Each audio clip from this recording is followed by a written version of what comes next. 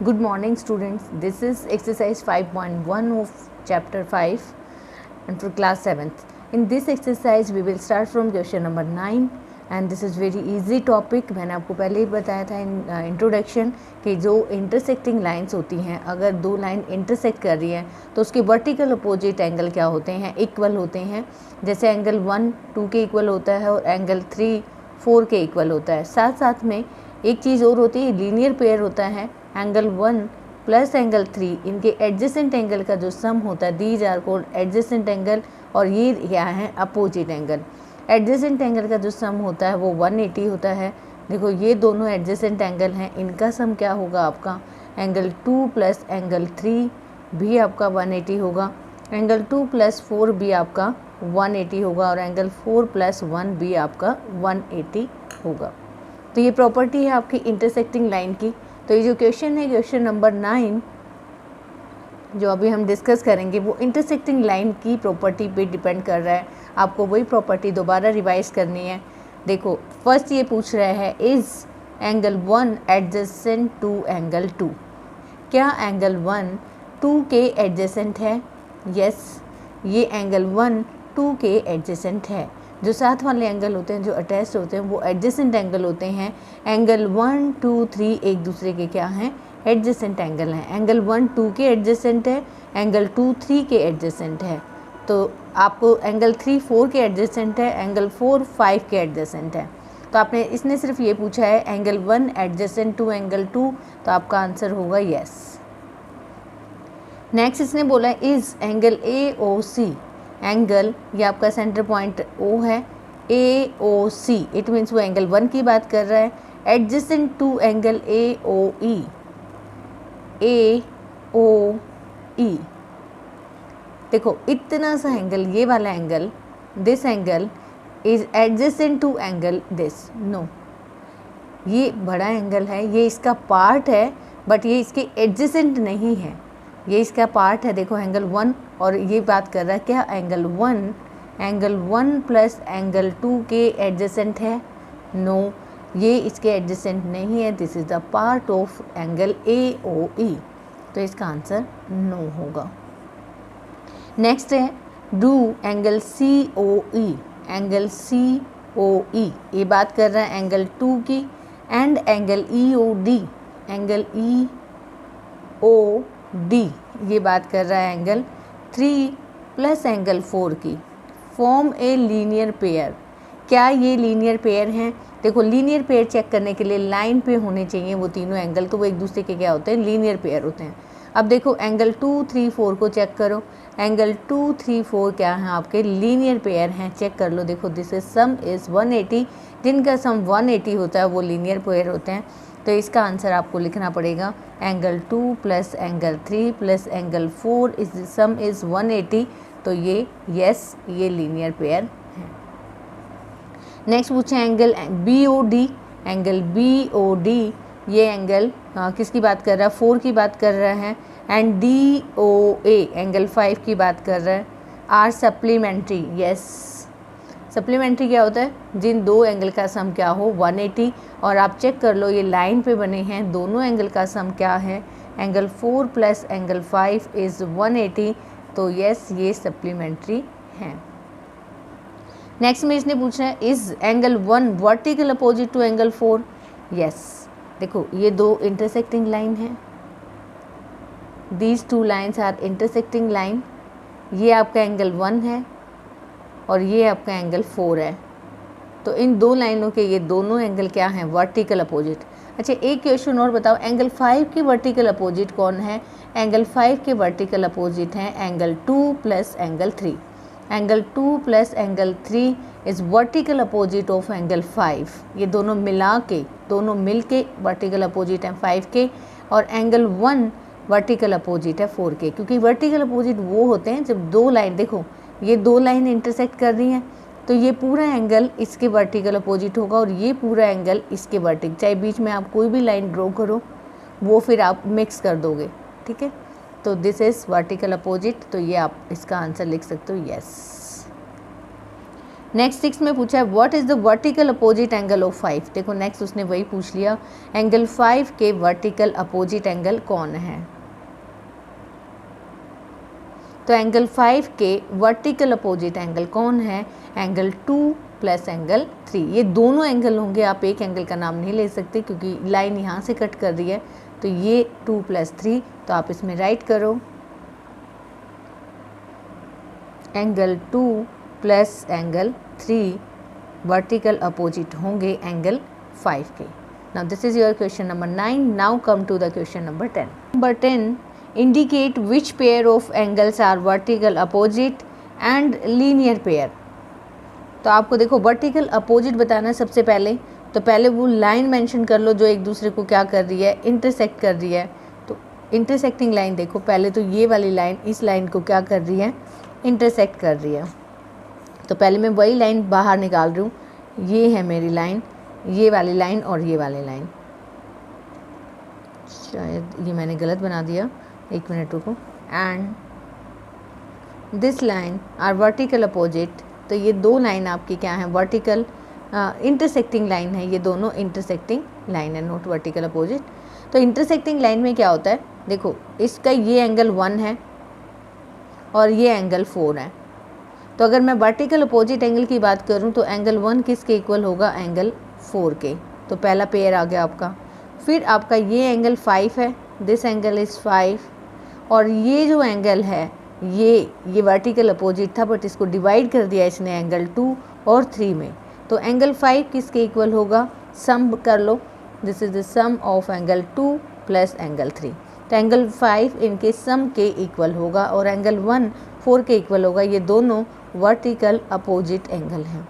तो vertical opposite angle निकाले थे आपने, निकाल दिए। अब आपको लीनियर पेयर चाहिए। देखो लीनियर पेयर होता है जो एक लाइन, देखो इस लाइन पे जो भी एंगल बना होगा, ये एक लाइन है, कौन से दो एंगल बने हैं आपके, एंगल 4 प्लस 5। तो angle 4 plus 5 is equal to 180। अब देखो लाइन पे बने हुए हैं आपके 5 और 1, ये भी एक लाइन है, 5 और 1, एंगल 5 प्लस एंगल 1 भी क्या हुआ, 180। दो हो गई, 4 5 हो गया, 5 1 हो गया। अब यहाँ आ जाओ, ये जो एंगल है देखो ये वाला, ये किसका सम है, 1 2 3। तो angle 1 plus angle 2 plus angle 3, इनका सम भी क्या होगा, 180। और चेक कर लो, देखो ये वाले 2 3 4, ये भी एक लाइन पे बने हुए हैं, तो इनका सम भी क्या होगा, 180। तो ये आपके कौन से हो गए, लीनियर पेयर हो गए। Angle 2 angle 3 and angle 4 some is 180। तो दीज आर लीनियर पेयर। ये आपके इतने लीनियर पेयर हैं। आपको कहीं से एक पॉइंट ले लो, उससे स्टार्ट कर दो। देखो यहाँ 180 हो गया, फिर यहाँ से यहाँ 180 हो गया, फिर इनको ज्वाइन किया तो 180 है, एंड 2 3 4 को ज्वाइन किया, वो उनका सम भी क्या है, 180 है। Now these are the linear pair in the given question. Now come to the next question, question number 11। In question 11 आपका जो प्रॉपर्टी है वो किस पे डिपेंड कर रही है, ये दो पैरेलल लाइन है और एक ट्रांसवर्सल लाइन है जो कट कर रही है। तो मैंने प्रीवियस इंट्रोडक्शन में बताया था, अगर ये है तो इसमें जो आपके एंगल्स हैं, ये है इंटीरियर एंगल और ये भी क्या है, इंटीरियर अल्टरनेट एंगल। अगर इसका फेस इस तरफ है, इसका फेस इस तरफ है, दोनों के अपोजिट फेस हैं, तो वो एक दूसरे के क्या होते हैं, अल्टरनेट एंगल। इनको हम क्या कहते हैं, अल्टरनेट एंगल। अगर यही दो लाइनें कट कर रही होती और ये आपके इस तरफ होते, एक ही तरफ फेस होता, तो इनको क्या कहते हैं हम, कोरस्पॉन्डिंग एंगल। तो ये आपको पता होना चाहिए कि कोरस्पॉन्डिंग एंगल कौन से होते हैं, अल्टरनेट एंगल कौन से होते हैं। कोरस्पॉन्डिंग एंगल भी इक्वल होते हैं और अल्टरनेट एंगल भी इक्वल होते हैं। If two lines are parallel cut by transversal line, तो वो क्या होते हैं, इक्वल होते हैं। तो अब ये यही पूछेगा, in the following figure is angle 1 adjacent to angle 2। अच्छा, इसने तो ऐसा कुछ नहीं पूछा अभी, पर ये सिंपल एक क्वेश्चन पूछा है। ये आपका दो पैरेलल लाइन है, ये ट्रांसवर्सल लाइन है, ये अल्टरनेट एंगल हैं इसके, बट इसने पूछा इन the following figure angle 1 adjacent है एंगल 2 के। नो, ये एडजेसेंट नहीं है, क्योंकि अगर एडजेसेंट होते तो वो एंगल क्या, ये वाला एंगल इसके एडजेसेंट होता, एंगल 1 के एडजेसेंट कौन सा होता है? अगर मैं यहाँ 3 लेती तो दीज 2 एंगल्स आर एडजेसेंट। अगर आपका यहाँ कोई एंगल होता तो दीज आर एडजेसेंट, यहाँ कोई एंगल होता देन एडजेसेंट। तो ये एडजेसेंट नहीं है, ये क्या है? दीज एंगल्स आर, आपको रीज़न देना है, angles are alternate angle not adjacent. तो ये कौन से एंगल हैं आपके? अल्टरनेट एंगल हैं, एंगल्स नॉट एडजेसेंट एंगल। ठीक है, तो आपको सिर्फ राइट करना था, इसमें कुछ नहीं करना था। अब यहाँ देखो, find the value of x y z and each of the following. अगर आपने प्रॉपर्टी पढ़ी है तो आप एक्स वाई जेड की वैल्यू निकाल सकते हो। These 2 lines are intersecting line. Intersecting line की प्रॉपर्टी है कि अपोजिट एंगल्स क्या होते हैं? इक्वल। ये एक्स है, यहाँ 55 गिवन है तो ये 55 हो गया, एक्स की वैल्यू आपकी 55 हो गई। ये लीनियर पेयर है, इनका सम क्या होता है? 180।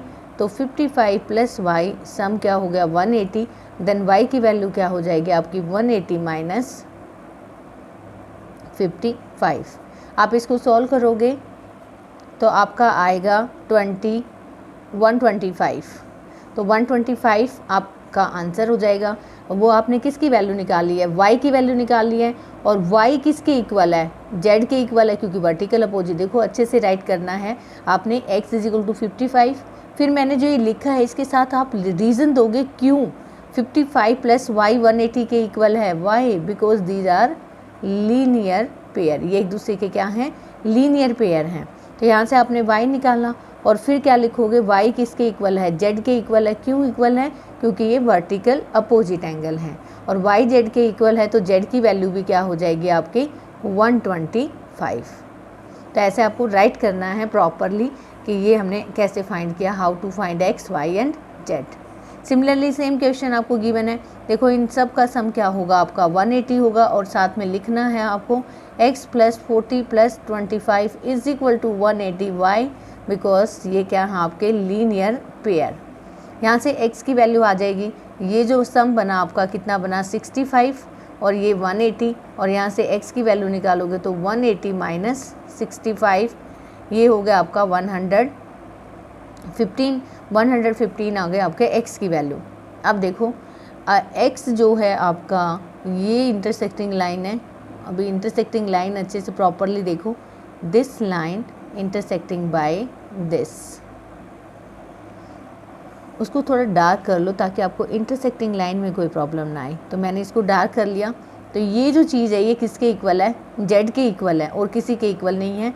और जो y है वो किसके इक्वल है? x + 25 के इक्वल है। अगर आप इनको डार्क कर लोगे लाइन को, इंटरसेक्टिंग को, तो आपको क्लियर हो जाएगा कि ये दोनों क्या है? अपोजिट एंगल है। तो यहाँ से जो z की वैल्यू है वो कितनी आ गई आपकी? 40। आपने x का निकाल लिया, z निकाल लिया, क्या है ये? वर्टिकल अपोजिट एंगल है। रीज़न दिया आपने वर्टिकल अपोजिट। अब बचा क्या आपका? What will you find? x z हो गया। We have find the value of y। हमें y की वैल्यू फाइंड करनी है। एंड देखो, या तो आप ये ले लो, दिस इज़ लीनियर पेयर। ये पूरा का पूरा क्या है? लीनियर पेयर है। तो y + 40 किसके इक्वल है आपका? 180 के इक्वल है। क्यों? क्या है ये? लीनियर पेयर है। तो y की जो वैल्यू आएगी वो कितनी आएगी? 180 माइनस 40, तो y आ गया आपका 140 डिग्री। तो आपने x y z की वैल्यू फाइंड कर ली easily with the help of intersecting line property. Next आपकी एक्सरसाइज है 3, फिल इन द ब्लैंक्स। अगर आपने अच्छे से प्रॉपर्टी पढ़ी है तो गलतियाँ इसमें होंगी नहीं। इफ़ 2 एंगल्स आर कॉम्प्लीमेंट्री, दोनों एंगल्स कॉम्प्लीमेंट्री है, इट मीन्स सिंपल सी बात है, दोनों एंगल का सम क्या है आपका? 90 है। The sum of their measure, वही इसने पूछा है तो यहाँ पे राइट कर लो 90। If the 2 angles are supplementary then the sum of the measure is of course 180 होगा। अभी तक आपने दोनों बहुत अच्छे से पढ़े हैं। ये 2 angle forming a linear pair are, अगर 2 एंगल लीनियर पेयर हैं तो उनका सम क्या होगा? 180 होगा। 2 angles forming a linear pair are 180, they are supplementary. अगर आप 180 लिखोगे तो वो एक दूसरे के क्या होंगे? सप्लीमेंट्री होंगे। यहाँ पे मेजरमेंट नहीं पूछी है, इसने पूछा है क्या होंगे। तो 2 एंगल अगर लीनियर पेयर में हैं तो वो क्या होंगे? सप्लीमेंट्री होंगे, क्योंकि उनका सम क्या होता है? 180। If 2 adjacent angle are supplementary they form a linear pair. देखो अपोजिट दोनों पूछ लिए इसने, लीनियर पेयर भी पूछ लिया और सप्लीमेंट्री भी पूछ लिया। आप लीनियर पेयर भी बोल सकते हो, सप्लीमेंट्री भी बोल सकते हो। If two line intersect at a point then vertical opposite angles are. अभी तक हमने यही चीज़ पढ़ी है कि दो लाइन एक पॉइंट पे इंटरसेक्ट करते हैं तो उसके वर्टिकल अपोजिट एंगल्स क्या होते हैं, इक्वल। इफ़ टू लाइन, ये इक्वल हो गया, द टू लाइन इंटरसेक्ट तो इक्वल होंगे। If two line intersect at point, if one pair of vertical opposite angles are acute angles then other pair of vertical opposite angles are. देखो अब बहुत ही simple सी line इसने पूछी है, ये दो लाइन इंटरसेक्टिंग हैं, एक पेयर एक्यूट है। चलो मान लें एक्यूट का मतलब एंगल ले लिया करो, सिंपल सा, मैंने ये 60 ले लिया। ये लीनियर पेयर होते हैं, अगर ये लीनियर पेयर होते हैं तो ये 60 है तो ये क्या होगा आपका 120 होगा, क्योंकि इनका सम तो क्या होता है 180 होता है। ये एक्यूट है तो ये क्या हो गया, ऑब्ट्यूज हो गया। अगर आप इसको एक्यूट ले रहे हो तो अदर एंगल को आपको क्या लेना पड़ेगा, ऑब्ट्यूज। अब आप इसको भी एक्यूट ले रहे हो तो ये भी क्या होगा आपका ऑब्ट्यूज होगा, क्योंकि आपको सम तो 180 लेना है। तो सिंपल सी बात है, अगर दो एंगल आपके एक्यूट हैं तो वर्टिकल अपोजिट एंगल क्या होंगे आपके, ऑब्ट्यूज होंगे दोनों के दोनों, क्योंकि सम आपको 180 ही लेना है, 180 से कम नहीं लेना। और 180 तभी पॉसिबल है अगर आपका एक एक्यूट है तो सेकंड क्या होगा आपका ऑब्ट्यूज होगा। This is question number 30। Now come to the question number 14। In the adjoining figure name the following pair of angles. Obtuse vertical opposite angle find करने हैं। तो देखो ये दोनों आपके एक्यूट एंगल हैं, तो ये जो एंगल बचा आपका कौन सा बचा, एंगल BOC, और इसके अपोजिट जो एंगल है वो क्या है आपका AOD। ये दोनों आपके क्या होंगे vertical opposite angle. Vertical opposite angle, ये दोनों एक्यूट हैं तो ये दोनों ऑब्ट्यूज हैं। पहले का फर्स्ट का आंसर है आपका ये। सेकंड का कहता है adjacent complementary angles. Adjacent complementary angles होंगे जिनका सम क्या होगा 90।